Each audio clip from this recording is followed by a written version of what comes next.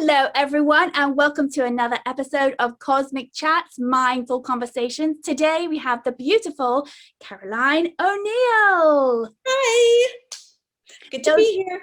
Thank you. I'm so glad you're here. Those of you who don't know who she is best known for her work on the show Two Broke Girls. She has performed stand-up at the Comedy Store and where else, lady? LA Improv. LA Improv, and she's currently writing a book. So let's get down to it. Please subscribe, and if you want your YouTube channel to do well, why don't you pop that down in the notes and we'll follow you, and we say that everyone should also subscribe to your channel. We want to help create a community here, not just asking people to subscribe. So first question. How would you describe the taste of a banana to someone who's never had one? That's a good one. I think I would start by saying it's white flavored. It's cream flavored with sweetness. If the banana is slightly underripe, it maybe has a creamy strawberry sweet flavor with kind of a tang, maybe like a strawberry vanilla yogurt. But if the banana is fully ripe, it has a very sugary sweet taste to it. And it's not quite vanilla, so cream, kind of like half and half, but if there was sugar in it. So you said a white flavor. That's kind of scary, isn't it? It is, but you know, there was this great ice cream. I can't remember who made it, but it was called snow cream. And it was the flavor of white. It wasn't vanilla, but it was just kind of this creamy white flavor. So I would probably scare away anybody from eating a banana if they had never had one. Yeah, especially it tastes like, I don't know, paper. Right, paper, but sweet. Rice paper.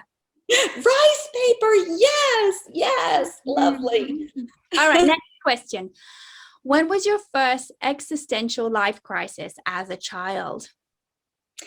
Existential life crisis. It would have to be, I had a babysitter that I really liked. And when I talked to my parents, I must have been maybe 3 years old. And she was a colorful personality, so good to me, loved hanging out with her. But her eyeshadow was always kind of neon colored, and she would have 3 separate colors. And on the lid, I can remember one day it was royal blue, then almost a neon green, and then a bright yellow. Was this the 80s? I'm not going to tell you how old I was, but I was 3 years old and she was not, and it was a wild time. But I remember thinking, oh, is that what I'm supposed to look like? And then you kind of existentially spin off from there. So did that set you off on a whole makeup binge investigation? I've always loved makeup. So yeah, you know what? Now that you mention it, Paula, that is about the age I started getting into my mother's makeup and experimenting. And I even put her brightest red lipstick on my eyes like the babysitter, but it didn't turn out well.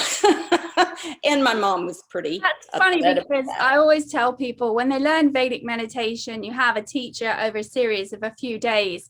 And I say, if I just give you the sound without the application, it'd be like having makeup and just taking the red lipstick and just popping it on your eyeshadow. So you absolutely have had that experience. Yes. And it wasn't great. It wasn't grounded. Unlike meditation, which is very grounding. Yeah. So you were 3 and you remember doing this and now did you put on the heels and dress up as well? I was not really ever interested in clothes, but I was interested in makeup.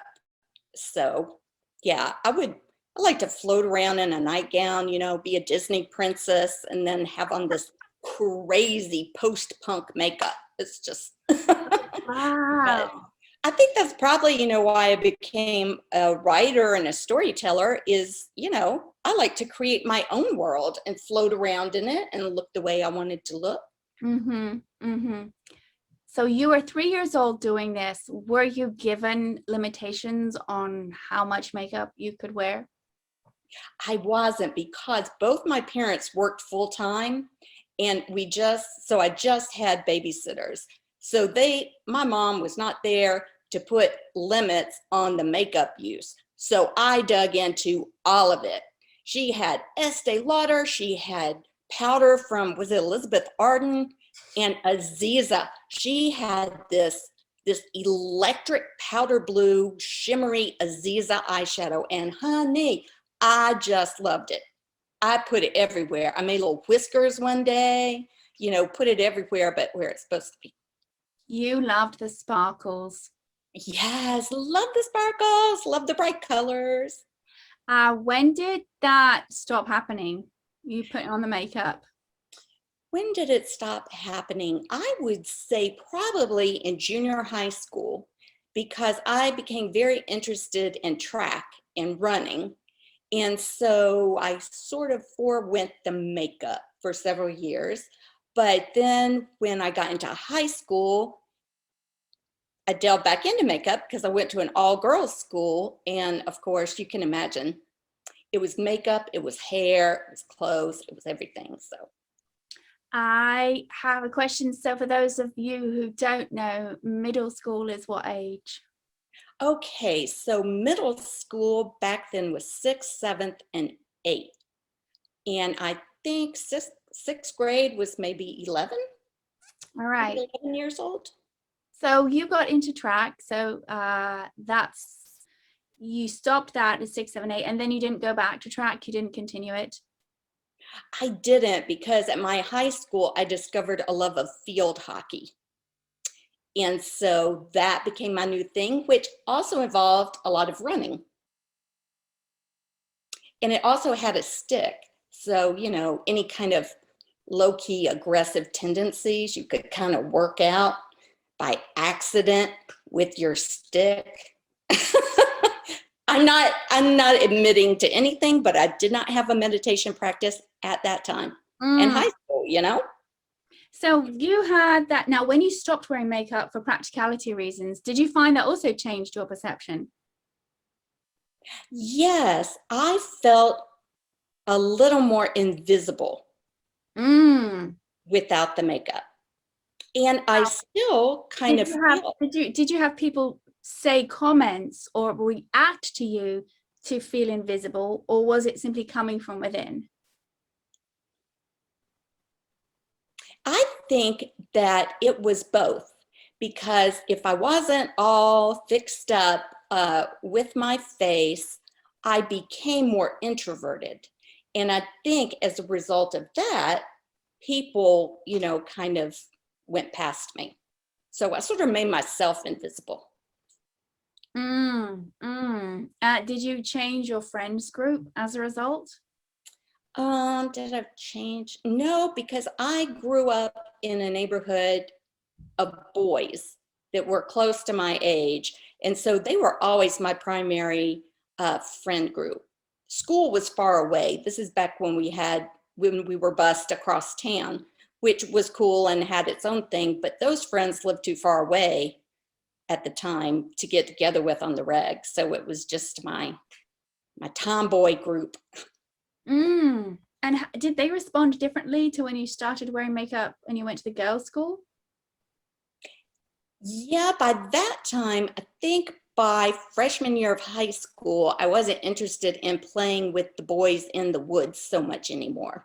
All right. But there was just always a feeling of a subtle competition, almost like a beauty pageant at the girls' school. And so you sort of didn't want to show up without your makeup on, Were there any girls at the school who didn't participate in makeup? Yes, there were quite a few. And how were they treated? You know what? They were kind of introverted too. I'm thinking now, you're really spurning all these thoughts. The most extroverted girls wore makeup. The quiet, introverted girls, as a general rule, did not. So that's interesting. I'll have to sit with that for a little bit and think about the implications. Well, right now you are extrovert, but were you when you were younger? When I was younger, it depended on the situation. I certainly could be, but when I was around friends, when I was at school, when we were doing drama class, but when I got home, I always had to kind of regroup and be introverted so I could recharge and go out there with fabulous makeup the next school day. So did you take the makeup when you came home from school? Did I take it? Okay, no. I'm remembering one time sophomore year and my mom was like, you got to go wash your face before you go to bed or you'll get pimples. I was like, oh, I want to look fabulous while I sleep. But yeah, it was a mistake. I did not wash off the makeup. When I woke up. For God, did you want God to see you with makeup? Who's coming in the middle of the night? The tooth fairy? I thought I would know and just be satisfied. You know, any kind of energies that were floating in and out of the room, they'd be like, oh my gosh, she's fly. Look at that face. Okay, yes. Okay. So it was, adoration, much needed during teenage years. Absolutely. Yes. I would never want to go back and do it again. That was too hard. I was intense, and not just with the makeup. Did you have an experience with an authority figure like a teacher that you put on a pedestal and then you witnessed an event or witnessed them outside of the normal surroundings and realized that they were not who you thought they were? Yes. Two things happened, and I remember a very popular teacher unexpectedly resigned. And so I went home. It was a small town where I grew up. Went home, let them know about this, called my friends, what's going on? Because she was a lovely human being, a wonderful teacher. Everyone adored her. But what I was hearing from my friends was that she was a lesbian, and that was not acceptable in the religious single-sex school where I was. And that was eye-opening for me. I mean, talk about kind of an existential crisis. It was like, oh, love and acceptance are conditional, perhaps. So if you cared about the teacher, were you hurt by the fact that she had to leave? I was always a little kid with a strong sense of fairness and justice, whether that was on the playground or on the field hockey field, whatever. So yes, I remember I was old enough to get that was not okay, that was morally wrong. And then that event, did it spur on any resentment you had towards the church? Towards the church. Okay, so this is interesting. I do have kind of low-key resentment against the church now, but as a child and a teenager. Talk about now later. Yeah. But at the time, the church I went to was pretty cool. I wouldn't say it was liberal, but it was not fundamentalist. And I can remember trying to find in the red letter ink words of Jesus where it said, thou shalt not be a lesbian. And lo and behold, it was not in there. The only teachings of Jesus I could find in the Bible that Jesus actually said was about not judging people, loving everybody, even the tax collectors. Can you imagine how hard it is to love the IRS? But Jesus was like, yeah, he's my homie. I'm gonna go home with him and have some dinner tonight. We're just gonna hang. So yeah, I was like, what I'm reading in the Bible is not what I'm seeing in practice. And that's still the case today more than ever, sadly. Did it change your faith? No, because I always had faith in the principles. And you can see a little cat tail going by. I've got a cat with dementia. God love her. So she likes to stick close so she can remember where she is. And I Aw. know that feeling. I'm the same way with my daughter. You know, who am I? Why am I here? Don't leave me unattended. I think I always knew that the words of Jesus were also consistent with other ancient wisdom. So I knew I always believed there was a force for good, and whatever benevolent force was out there had universal principles. And none of those included disunity among human beings. So I always kept that basic faith. And I love the red letter words of Jesus because he doesn't condemn anybody.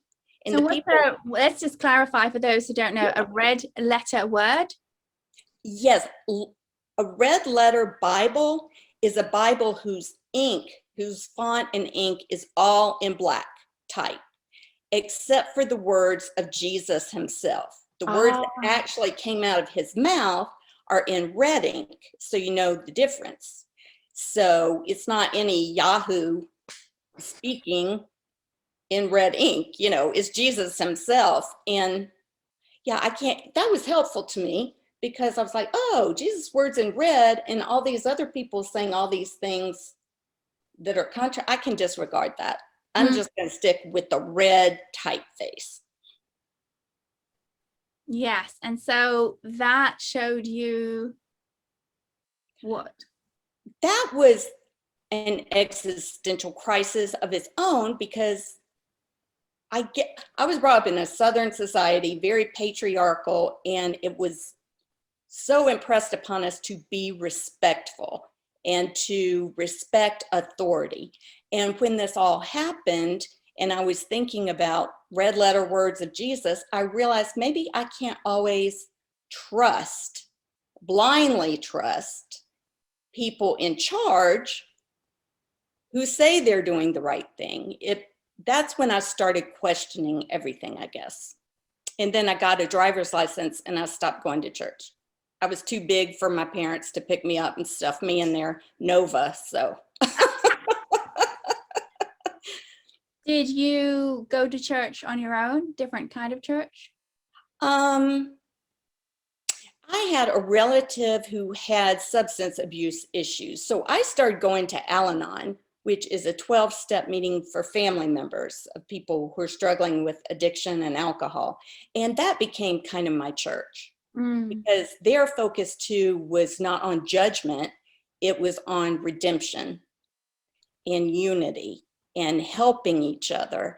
And I found that to be a lovely community. Now, do you still keep the teachings of Christ close to your heart? I do because I can't find any of the red letter words that disturb my spirit. Because everything in the red ink promotes love and kindness and not judging other people, not forgiveness, restoration, philanthropy even. And I started looking at this way. Jesus talks about going off by himself to be with his Father in prayer.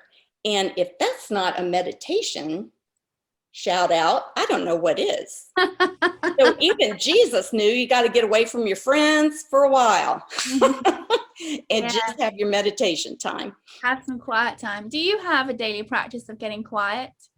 I do. First thing in the morning, I just really like to center myself and I focus on sounds. Sometimes, you know, if I had a roommate, they would have me locked up because I like the Tibetan singing bowls and I like them at different, I don't know what you call it, frequencies. Depending on if I wake up anxious, I do the Tibetan singing bowls for stress. They're on YouTube. So all good things are on YouTube, right? And sometimes, interestingly, I have this clingy cat and she'll just crawl in my lap first thing in the morning and purr, just rumbly purr. And so I focus on that sound and just let my mind go kind of clear, like a blue sky, and just let the thoughts be clouds that drift into frame and then out of frame. And it's beautiful, feels good. Your sound, the vibration, all vibrations, come in a form of sound. And the meditation practice that Aware Meditation teaches has a form of sound that brings the mind inward. And those of you who don't know what that is, back here we have an image of Vedic meditation stories. It's an ebook. So if you have unlimited Kindle right now, it's at no financial cost. You can hear, or not hear yet, you can read the stories that are right from the individual's mouths. It's the only publication worldwide that has genuine stories from underrepresented groups who learned the practice and how it made a difference. The editing is horrible, but it's not. It's actually perfect because I wanted that person's voice, that person's vibration to come across exactly as they had written it.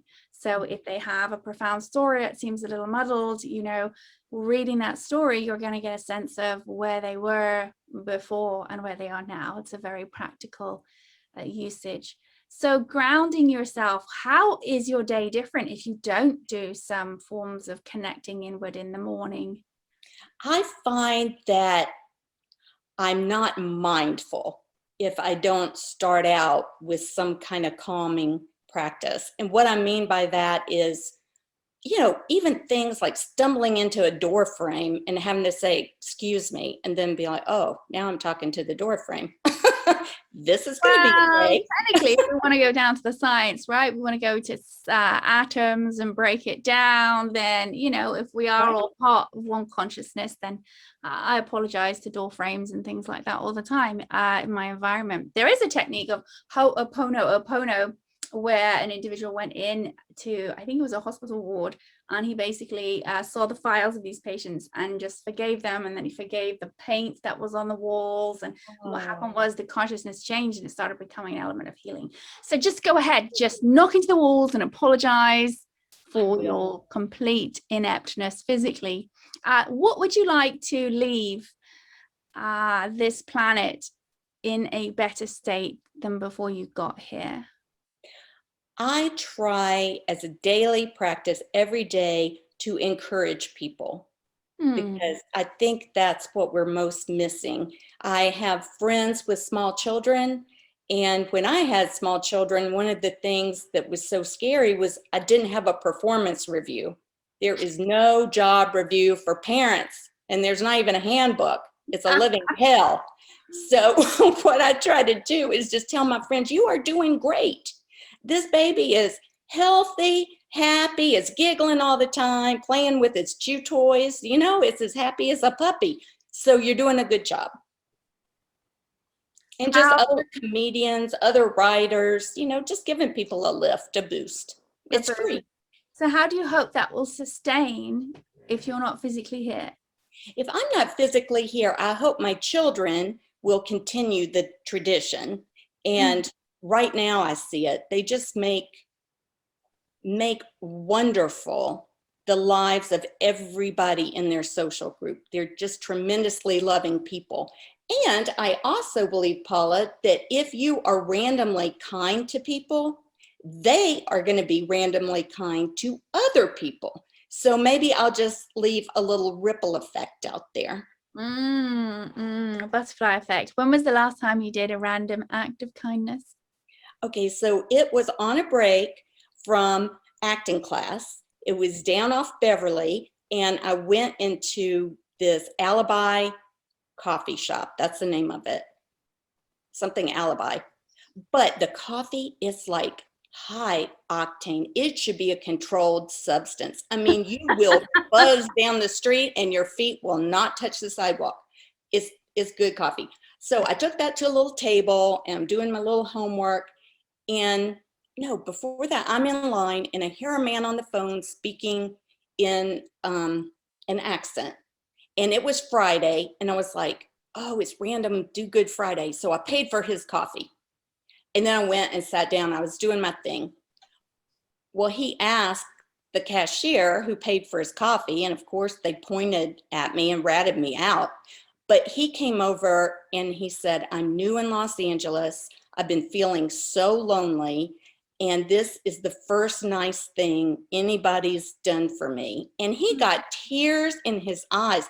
I did not know this guy from Adam, but I jumped up and gave him the biggest hug. And it was just a very cool, natural feeling interaction. And when was that? This was during acting class. It was pre-pandemic. So I lump it in with the before times. The before times. Yeah. So maybe that's what we can get moving forward. Hashtag random acts of kindness, and we can see what everyone can do. And if you've done one today, pop it in notes and comments, or even if someone did a random act of kindness for you. It always, what's fascinating before we wrap this up is when people don't want to accept it. Really? I don't think I've ever had that happen. Sometimes people don't want it. It's okay. Interesting. Well, yeah, because then you have to respect their boundaries. And you're like, I personally would take all the free coffee somebody wanted to pay for me. But I guess if someone has their reasons for not wanting to accept it, they have the right to say no. And then it's on us to respect their boundaries. And that's the kindness, right? We're getting deep, Paula. It's it's the act of it, the vibration is sent out. And if that person doesn't want to accept it, it doesn't mean that the vibration is dissipated. It's still there, and it can move on to the person who maybe overheard it. Oh, yes. Nice. That was there, or maybe if no one else heard it, that they had someone who was there to offer it. And if that person is in a state where they really can't accept it from ego and pride, that will sit within them very uncomfortably until they try to figure out why someone would do a random act of kindness, and probably it will keep happening to them until they surrender. Well, we're going to go into part 2 soon. If you've enjoyed having a Caroline here, please just pop it in the comments and send her some positive vibes and good things. And again, if you want to have your channel boosted, pop that in there to create a community. And with that, we will say toodaloo.